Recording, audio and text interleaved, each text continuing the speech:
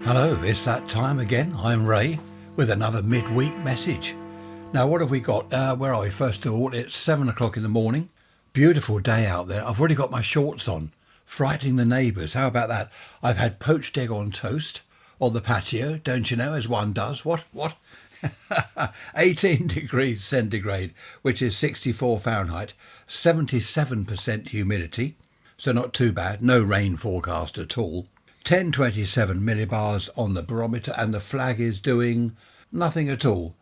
So all is good. I say no rain forecast, as I told you the other day. I'm not taking any notice of weather forecasts anymore at all. 23 today, they reckon. Brilliant sunshine. All lies. It's all rubbish. So that's that. Anyway, it's nice at the moment. What it's going to do later, I have no idea.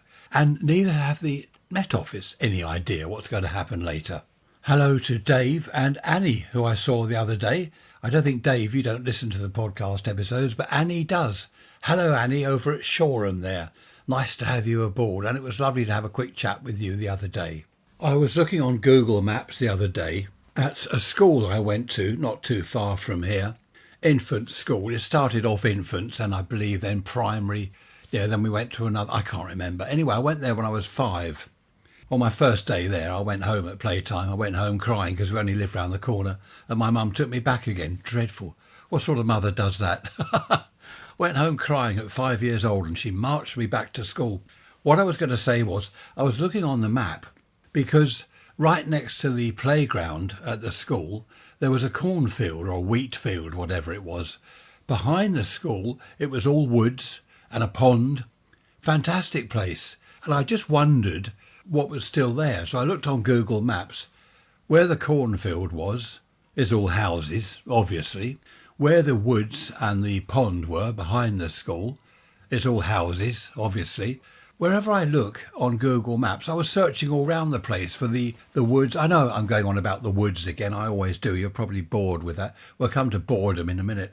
All the places I used to play as a child and into my early teens, all gone, all houses. I don't know, it's just awful. I was watching the Walking with Dinosaurs thing again, the next episode. And where were they? Alberta. Is it Alberta, Canada? Alberta, isn't it? And it's just kind of land, mountainous type land. It's sort of nothing. No houses. Same when they were in Utah. There are a lot of places on the planet, aren't there, that have just been left, not touched. Isn't that lovely to see? I wish they'd left my school alone with the cornfield and the woods and the pond. But there we are. They have to build everything. They get concrete. I think these builders, they get a load of concrete. Where can I put it? I need to build something. Quick, I'll buy that field, rip out what's in there, ponds and all the lovely stuff in there, and I'll cover it in concrete. There's something wrong with them. They need therapy. Anyway, boredom. I was coming to boredom. Is anyone bored? Okay, are you bored with the podcast episodes now? Because it's well over 6 years I've been doing this, and it's not always easy to talk about things I haven't talked about already. Collecting cigarette cards. When I was a boy, we played marbles. When I was a boy, we went over the woods and climbed trees. Are you okay with that? Because I'm running out of things to say. I really am. I'm in bed at night, 3 o'clock in the morning, looking out of the window, staring at the stars, thinking, what can I talk about? What can I remember from the 60s, the 50s, when I was a child, that people would be interested in? And I'm running out of things. Are you okay if I chat about sort of modern day things like the woods all disappeared because they built all over them? Is it all right with you if I chat about more modern times around where I am here in the UK and things going on, things changing, that sort of thing? I don't want to bore you. That's the point. I don't want to bore you. I don't want you thinking, oh, I'm not listening to that anymore. It's just become boring over the years. So I don't know. Let me know. Are you bored? Raise rants at protonmail.com. Be good to hear from you. Raise rants at protonmail.com. I remember, change of subject as usual, totally different subject. My grandfather, when I was young, we'd be walking along the shops where he lived and we'd pass a pub and he'd say, you can smell it, can't you? Smell what? I remember the first time this happened. You can smell the beer. And I said, oh, can you? I said, oh, is that what that is? I think I must have been about 10 years old. He said, it's disgusting. People drinking, it's disgusting.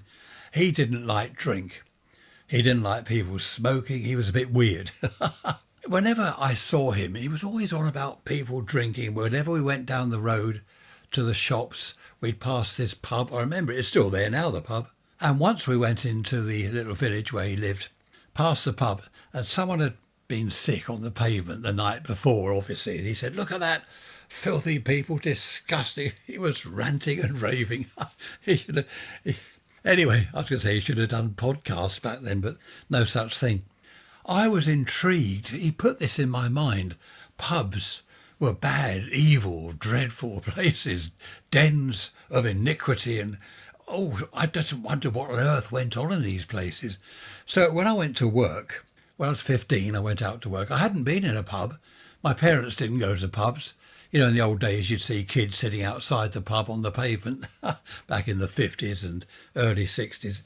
Anyway, the lads at lunchtime said, "Come on, we're going over to the pub." This was my first day at work. I went over to this pub and I looked round in there. I thought, this is nice. There was a jukebox playing, comfortable, nice people in there. And I had egg and chips and a pint of mild. And it was 1 and 7pence. Yeah, 1 and 7pence or 1 and 6. It certainly wasn't expensive by today's standards. And I thought, what a nice place the pub was. Nice people in there. So on the Friday, the lads all went up the pub. They said, "Come up the pub with us tonight. Meet you there at 8 o'clock or whatever it was." I went to this pub. Jukeboxes playing. There's people there drinking and laughing. It was a great atmosphere. And I remember thinking on that night, my grandfather, for years and years, had been going on about pubs and how dreadful they were. I really didn't know what to expect. That lunchtime, I thought perhaps it's only at night that it's dreadful. And that evening, that Friday evening, I was looking round at the people all enjoying themselves, having a chat and laughing and a few beers. And I thought, well, what was he on about? What on earth was he talking about? Strange. Have you got any experiences of weird family members? I've got another story I could tell you about my grandfather. I might save that, though. It's rather a weird story. Did you have dinner parties back in the 80s? Who remembers dinner parties? I hated them. I was invited to one once in the 80s, and there's these people all sitting around the table, and they had this, what was it, an Echo hostess? Was it a hostess trolley or something? You wheel it in to the dining room next to the table, and you plug it in. It's an electrical thing. You plug it in, and it keeps the various vegetables and potatoes, and it keeps it warm. And these Echo hostess trolley things were all the rage, all popular. And I just hated the whole thing. I sat at this table and there's people, "Oh, this is jolly good. Oh, this is rather nice. Help yourself to carrots. Help yourself to sprouts. Oh, I don't mind if I do. They make me a bit windy, though." I just thought, this is ridiculous. I can't remember whose dinner party it was. I left. As soon as we'd finished, I said, "Look, I've got to go." I made up some excuse. Had to give the cat its 9:30 feed. Something daft. If you remember, I was talking about that the other day. I no longer make excuses. I'm going. I don't like it here. I'm going. Bye. And I just hated dinner parties. I was invited to one or two others after that, but I just said, no, sorry. That one I went to, it was fish. And this woman put the plate in front of me with this fish on it. Was it trout? And it was complete, this whole fish, with a head and eyes and a tail. And I thought, well, what do I do? Knife and fork. I didn't eat fish anyway. And I thought, well, what do? I don't quite know what to do. So I watched other people. Hopeless it was. I watched other people to see what they did. Anyway, I sort of copied them. I didn't eat it, though. I played with it, cutting bits here and there, mucked about with it. I forget what I did with it in the end. Do you know, I have an idea, because we had serviettes, napkins or whatever. It was all done, all very posh and, don't you know. The whole thing was awful. I must have wrapped it in the napkin because I went into the kitchen and put it in a bin. They would have found that later, no doubt, but they wouldn't know who had thrown the fish away. So I must have wrapped it in the napkin and done that and then gone back to the table. It was dreadful. Oh, I had sweet corn. Is it sweet corn? Corn on the cob. There were little forks with this thing, this cob thing. And I didn't know what to do. I was just going to grab it with my hand and start munching bits off it.